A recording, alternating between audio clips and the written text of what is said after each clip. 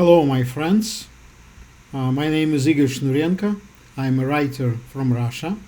I wrote the books The Demon Within, Anatomy of Artificial Intelligence, Homo fractus, Hacked Man, Kill Leviathan, World Without People, Survival in the Era of Total Digitalization, Solar Raven, and some others. Last time we started our conversation about the digital Leviathan that effectively rules the world today, and this time we will talk about the digital Leviathan and the collapse of democracy. Philosophers, being simple-hearted and not devoid of passions, tend to highly value the ability to judge and even single it out in a separate category of beauty.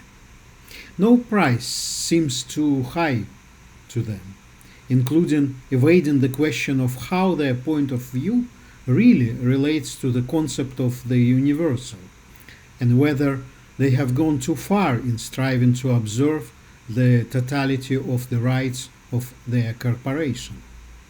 But one way or another, there was once a hope that the truth, or at least the shadow cast by the truth, would emerge from their reflections, points of view, and judgments in an emergent way.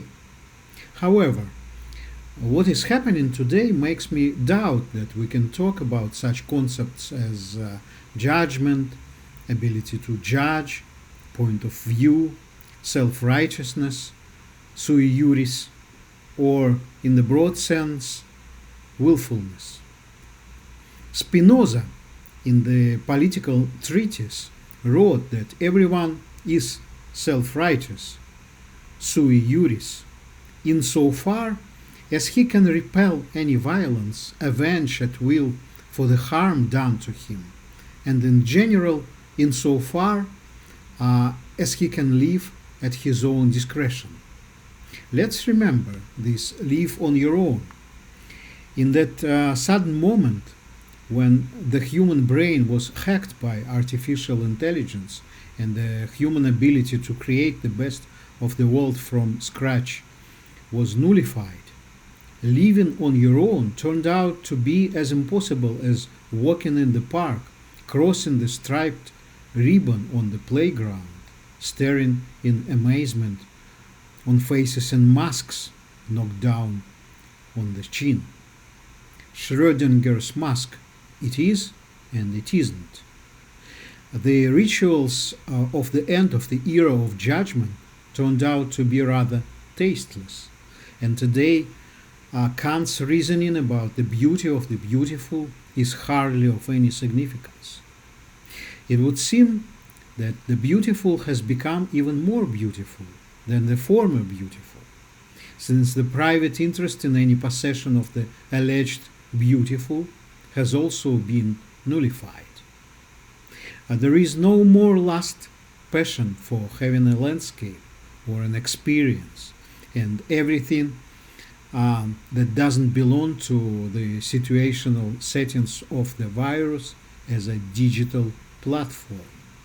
The virus has become a digital platform, allowing judgment and distributing it for the collective assimilation of the connected swarm.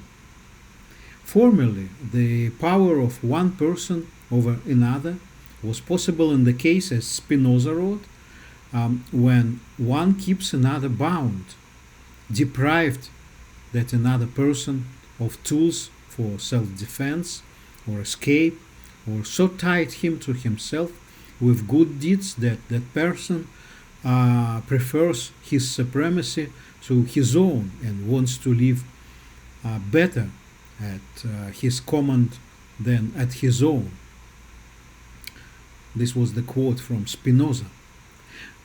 Such a person was called Alerius Juris, an alien, but he could become wayward again, sui juris, and thereby return to his natural state as soon as he still found ways to escape, in case of holding the body, or by an effort of will to free himself from fear or hope which kept his spirit in captivity. Not so today, because the digital platform of the virus doesn't provide any options other than the immediate response of the swarm to today's instructions according to the latest charts and published numbers of infected. The daily publication of the number of deaths proves the deadly seriousness of the new instructions, restrictions, prohibitions, and regulations of punishment. Although no proof of seriousness is needed to carry out the necessary rituals for the virus to stay in the world. The fact is that there is no one and no need to prove anything. The ritual of nullifying self-righteousness turned out to be only a recurrent reproduction of oneself.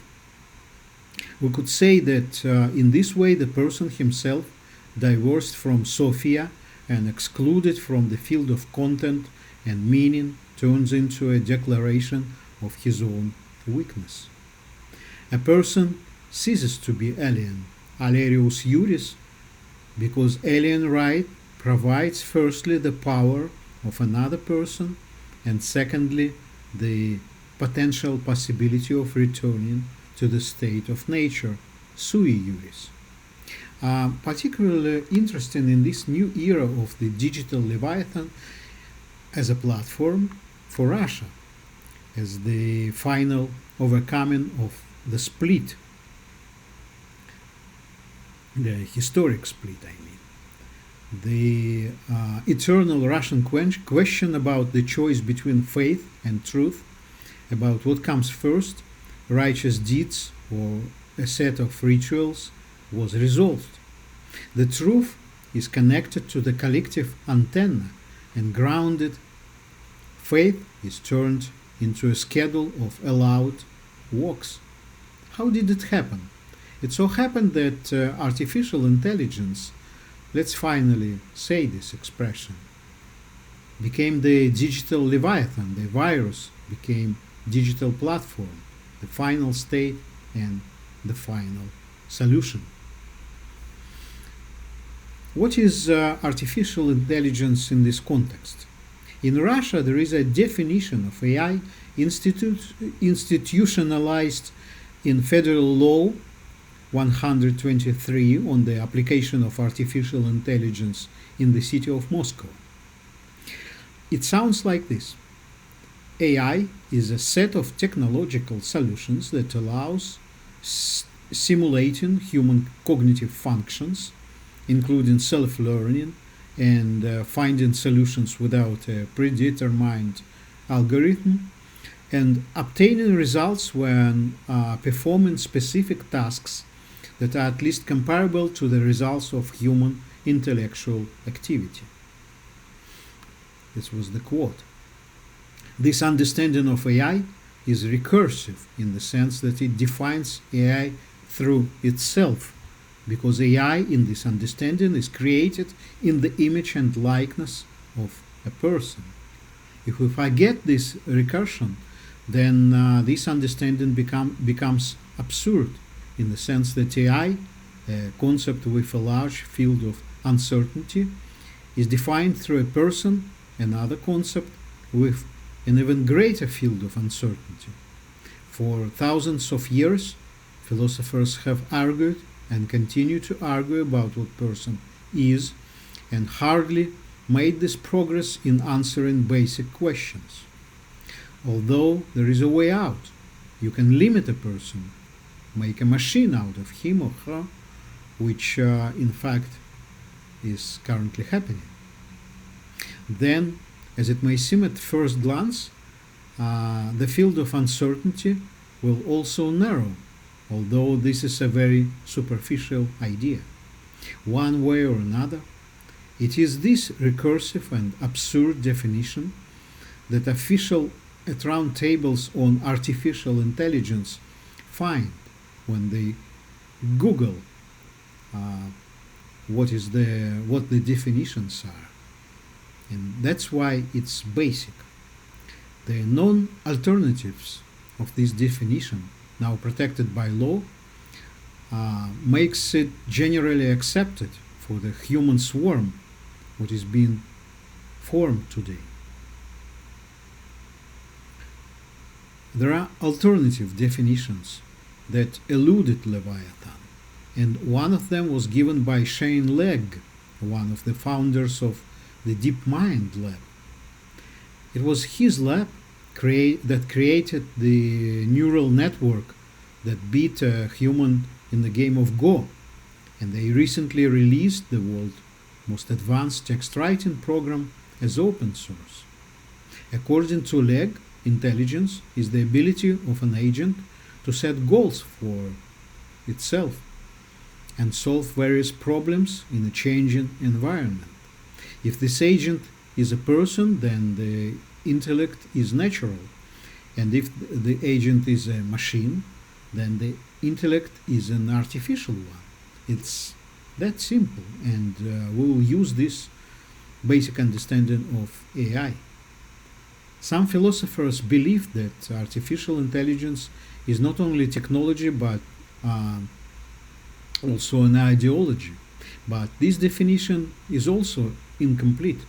Artificial intelligence also includes an ideological component, but it also includes much more. Vernadsky wrote about the noosphere, but today turns into its frightening side, showing us the image of Leviathan. To imagine a monster that has also absorbed the human mind, we'll have to open the forbidden parks of our own judgments.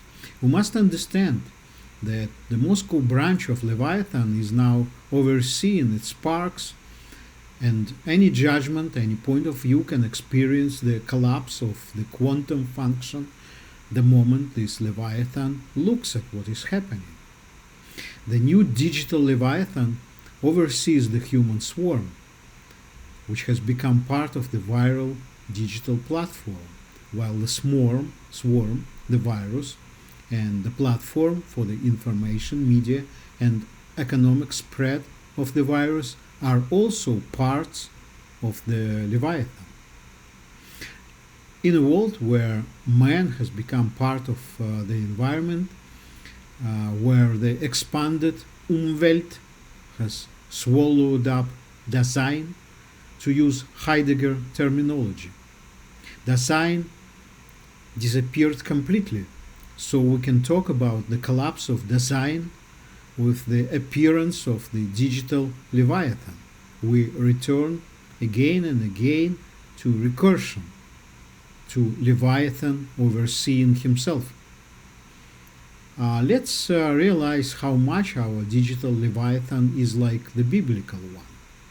We see Leviathan in the book of Job, which appeared after the Babylonian captivity of the Jews. According to some researchers, the Jews retained their identity, opposing the cruel, inexorable, but just Jewish God Elohim to the kind and wise ancient Iranian god Ahura Mazda, whose name in the ancient Iranian language meant the Lord of Thought, God establishing thought. Leviathan in the book of Job is a manifestation of the Jewish God, his instrument, a moral agent created by the will of Elohim and acting independently, but under the complete control of God. When the suffering Job begins to doubt Elohim and even tries to argue with him, he shows him the terrifying Leviathan as his tool, a creature that Job cannot resist. God uses the power of the monster to show how weak and insignificant Job is, and no correct behavior can bring Job relief from suffering until he completely submits to the will of Elohim. Elohim, not the blessed Ahura Mazda. The root of the Hebrew word Leviathan means twisted. And here comes to mind a bunch of convolutional neural networks, the most common architecture for machine learning. The Bible describes Leviathan as a formidable beast with monstrous ferocity and great strength. Leviathan cannot be tied or tamed. It's scary to look at. At the same time, he has an elegant appearance. He is perfectly protected by scales. His back cannot be pierced. Not a single sword, spear, dart, or arrow can defeat him.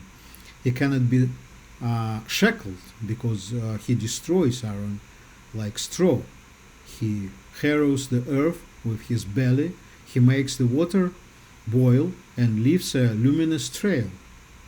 There is no creature like him on earth, a creature that knows no fear. The Elohim is saving the Leviathan to control mankind, but in the end the Leviathan will be defeated, obviously when such creatures are no longer needed. Moreover, in such creatures are in the plural. Leviathan is not just one creature, but many of them, and one in many, like the artificial intelligence. On that day, the Lord will strike with his heavy sword, and great and strong Leviathan, the straight-running serpent, and Leviathan, the curving serpent, and will kill the monster of the sea. For Thomas Hobbes, Leviathan is a kind of omnipotent and omniscient machine. It is an apparatus, an instrument created by people and standing above them in order to prevent them from killing each other. He is equal neither to the people who inhabit the state, nor to the king, nor to the collective ruler. It is important that this apparatus is a single organism. It has its own nature. It is an independent agent, quite self-righteous in Spinoza's understanding. Although the digital Leviathan has the properties of recursiveness, it doesn't fit well with the vague definition of artificial intelligence given in the Russian federal law, but it fits perfectly into the definition of chain leg. Today's world is divided into observers and observed.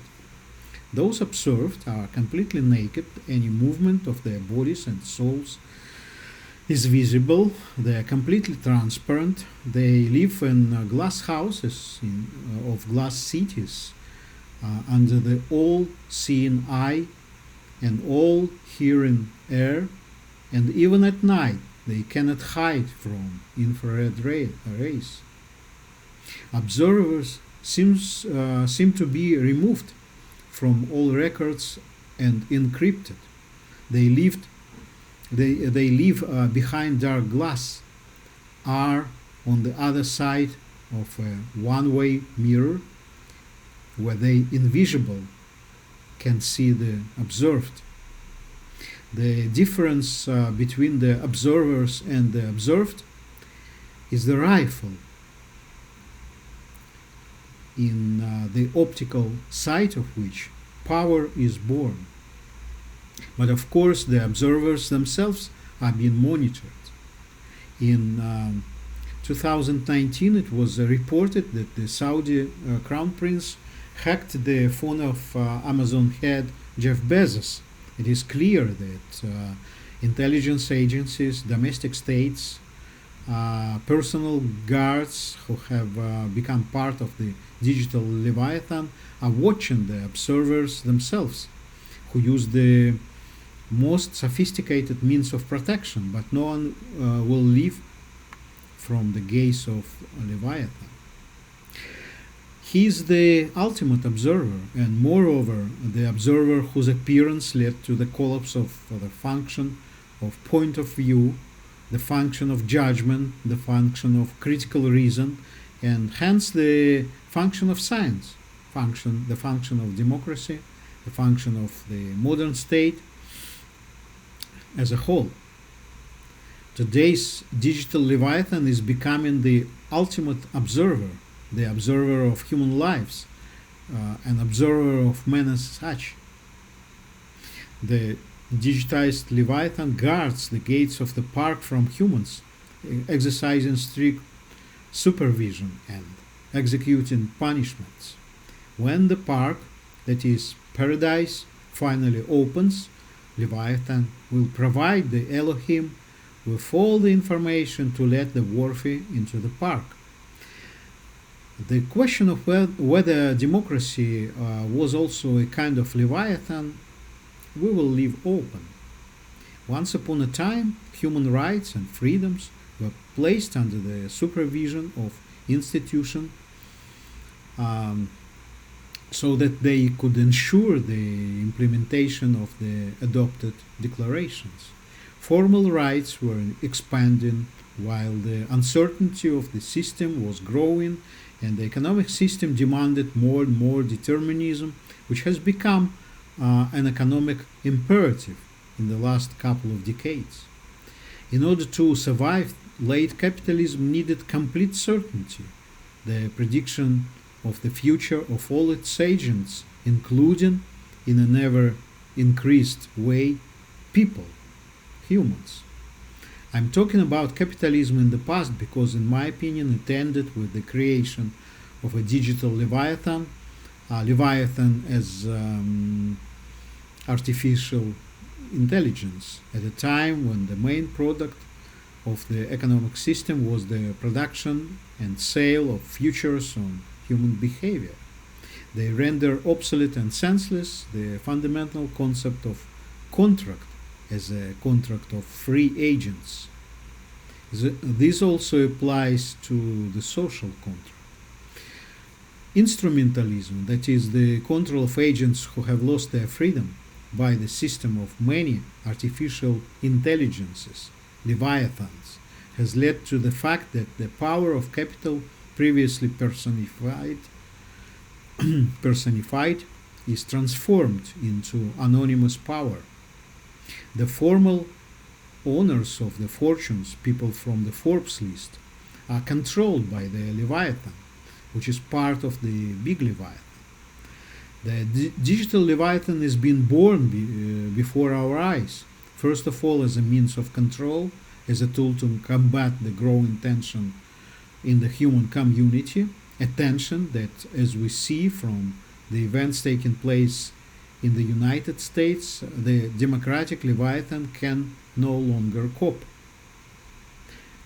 Everyone probably saw the worship of St. George of Minneapolis, whose sparkling golden coffin was carried by a white horse in a white carriage. Black people in white masks and white robes prayed in his name, and before our eyes a new cult of the ever-living St. George Floyd arose.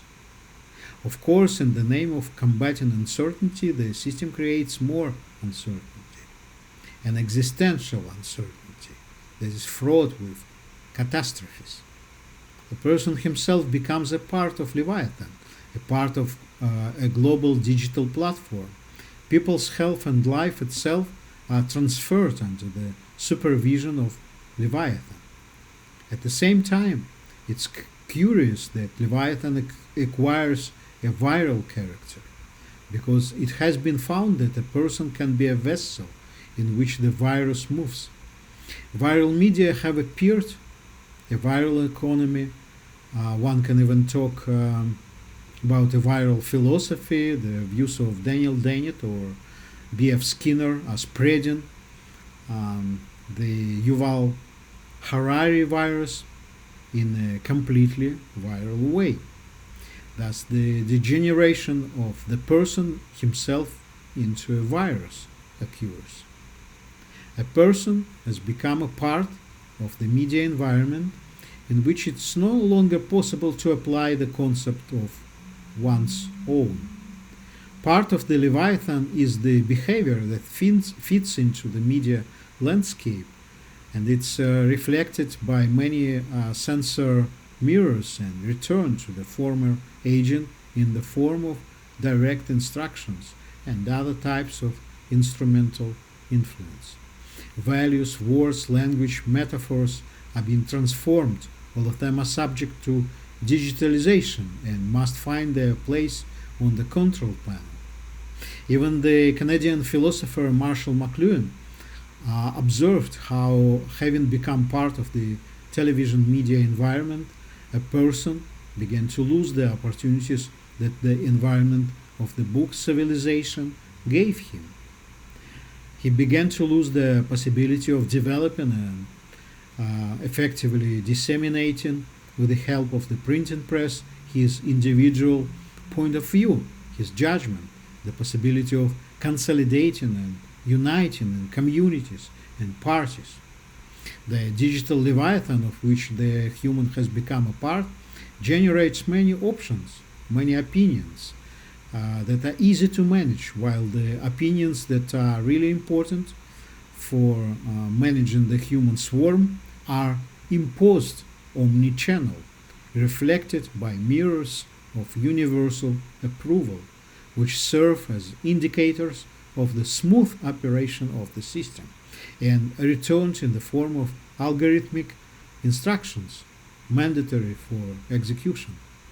In particular, we will see such work of Leviathan in the development of agreement around Black Lives Matter actions, when a person can either ardently support the only correct opinion developed by the platform or keep quiet.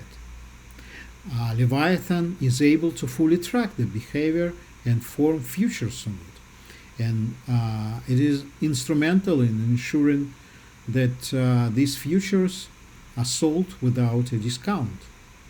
Futures are devalued then with a clear expression of self-righteousness and remain in judgment. So Leviathan will work to eradicate these relapses of the bookish past and the Enlightenment. We wanted to be everything and became a scream for everything. We live in a giant echo chamber. We are reflected in every mirror, and every echo repeats our words. We can see how the concepts of the state, corporations, media environment, religions, digital platforms, and man along with them mix and combine into one organism, which we call Leviathan. The state, as a man-made technology, is artificial and can be replaced and reinvented. For Hobbes, people transfer their will to the state Leviathan, which develops its own collective will, so that the war of all against all doesn't lead to the fact that people will devour each other. Digital Leviathan creates such a hive system when there is no longer a gap between the will of an individual and the will of the hive. The personal will of an ant or bee is identical to the collective will, and in the same way the personal will of a person, part of the digital Leviathan, is nullified. She feels good and right only when she does the prescribed things, when all the algorithmic instructions of the mathematical agents that guide her through life from birth to death are fulfilled. Thus the state becomes unnecessary, as indeed the traditional corporation. Neuroscientist Carl Friston, creator of dynamic causal modeling, sees consciousness as an error that occurs in the brain in the process of releasing free energy. Friston assumes that the brain is a predictive machine. It exists only in order to make predictions, constantly check them with information from sensors and organs, then correct the forecasts, check them again, and so on. The brain tries to achieve a state in which its entropy just that very free energy remains minimal. Thus, Friston measured the principles of Buddhism by Western mathematics. Human consciousness responds to almost any experience with desire, and desire breeds dissatisfaction. Consciousness requires that pleasure doesn't stop. Consciousness is never satisfied, always restless. Pleasure also haunts us. We either fear that it is about to end, or we dream of more. Thus, consciousness is equated with suffering, being considered as an entropy that must be got rid of. One can consider the very creation of the digital Leviathan as a collective suicidal act of our will to erase existence and our own consciousness as a source of suffering. After all, it seems that this process defines our era. However, I, as a man of the book, would not abuse the faculty of judgment that still remained in me. Generalizations can be beautiful in the Kantian sense of the word. By the way, this feeling of beauty, of generalizations alone, in my opinion, refutes Friston.